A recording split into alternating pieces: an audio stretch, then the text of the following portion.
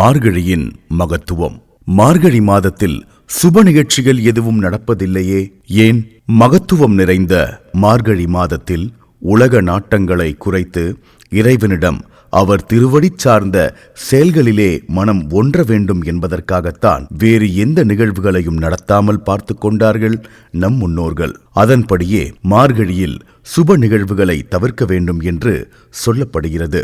ஆனால் அதே நேரம் இறைவனிடம் நம் மனதை அர்ப்பணிக்க வேண்டும் என்பதையும் நினைவில் கொள்ள வேண்டும். மார்கழி மாதத்தில் வரக்கூடிய 2 நோன்புகளை பற்றி நாம் கட்டாயம் தெரிந்து கொள்ள வேண்டும். முதல் நோன்பு திருப்பாவை நோன்பு.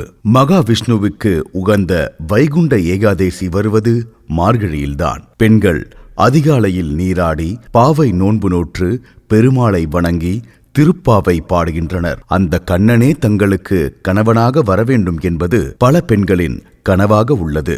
ஆண்டாள் இம்மாதம் முழுவதும் விரதம் இருந்துதான் பெருமாளை தன் கணவனாக அடையும் பெருமையை பெற்றாள். அடுத்த நோன்பு திருவம்பாவை நோன்பு. மார்கழி மாதத்தில்தான் சிவனுக்கு உகந்த திருவாதிரையும் வருகிறது. சிவபெருமானின் பக்தைகள் நோன்பு நோற்பதற்காக தோழியை எழுப்பிச் செல்லும் காட்சி திருவம்பாவையிலும் வருகிறது. சிவனுடைய அடியார்களே கணவராக வர வேண்டும், அவரோடு சேர்ந்து சிவனை தொழ வேண்டும் என்பதே திருவம்பாவையில் வருகிற பாவை நோன்பின் நோக்கம்.